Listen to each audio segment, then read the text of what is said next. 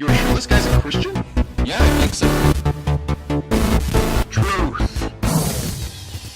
What's going on, guys? Jesus loves you. My name is Cody, and this is the Christian News Show I do every Monday, Wednesday, and Friday, except for last Wednesday, and I apologize for that. But I do have a good reason. See this computer here? This is my my work computer, and see that yellow light? It won't go away. It won't turn green, it won't turn on, because I need a power supply. So that being said, we do have a backup computer, but it was being used last Wednesday, so I wasn't able to use it, and yeah, no video. And before we get in the news, because we're talking about not having videos, I kind of have an announcement. I don't know when yet, I don't know like for how long, but sometime towards the beginning of May, I'm going to have like at least a 1 month break. Instead of the 3 days a week, Monday, Wednesday, Friday videos, we're going to do just a once a week video. And they're not going to be news videos. I don't know what they're going to be yet, but I'm going to figure something else that's different that I can film on Monday and then put up Friday. And Friday's not official. I don't know yet. I don't know really anything about this idea except that I have it. But there's a few different reasons I'm going to do it. One of my friends said, you should just take a break. And I was like, I don't know. But like I said, I'm moving and I'm probably moving to an apartment, so most likely the purple wall is going to go away. And as much as I'm going to miss the purple wall, I've got really exciting ideas for the set for this show. And so while I do the break thing, I'm going to be like getting another job so I have money to buy the set stuff, and then I have to actually build the set.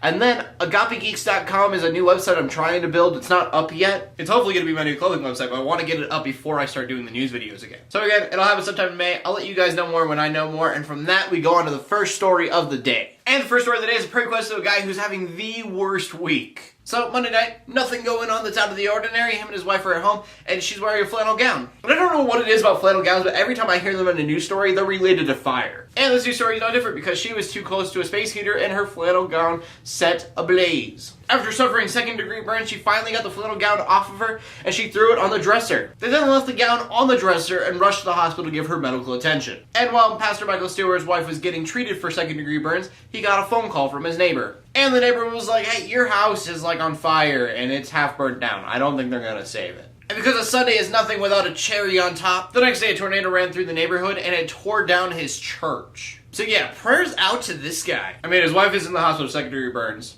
and then his house is burned down, and the insurance company is saying it's going to be thousands of dollars in repairs. And you know where he could get that money? By working. His job was completely blown away. And kind of the silver lining through all of this is the pastor has kept his faith through it all. He plans to build another church in the land behind his house, and he says hopefully there's just some kind of like godly reason this all happened. So Pastor Stewart, my prayers are out to you. I hope the best, and I hope there is some kind of reason that this all works out for the better in some way.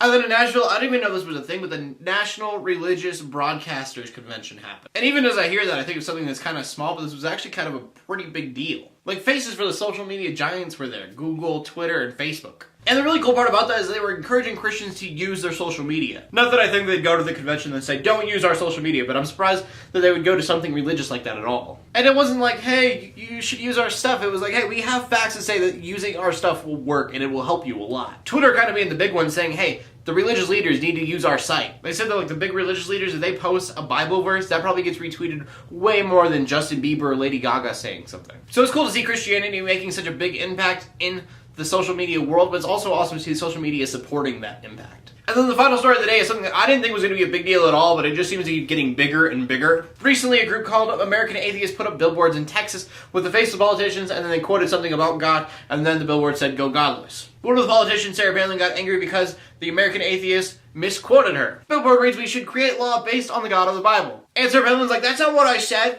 I said we would create law based on the God of the Bible. Which, yes, is saying something different, but it's pretty much the same thing. But American Atheists were like, fine, we'll change it then. And it got all sorts of news coverage, and I don't know why. Like, Rick Santorum was also in the news because of these same billboards. But he wasn't really offended with it. He was like, thanks guys for giving me free publicity on my beliefs. Personally, I don't see why it's a news story whatsoever, but hey, it is, and it's a big news story, I guess. And so, that being said, the question of the day for you guys is, what is the funniest billboard you've ever seen? My favorite is kind of an old one. It was a black billboard with white writing, and it said, keep using my name in vain. I'll just make rush hour longer. God. I saw it a long time ago, like I wasn't even Christian at the time, but it was funny. As always, I love to see what you guys have to say, so please leave a comment in the comment section below with your answer. Leave a video response if you want to. My name is Cody Armour, bringing news to the Christian community every Monday, Wednesday, and Friday. In closing, let the haters hate, let the Christians pray, and to everybody like, subscribe. I'll see you later, and God bless.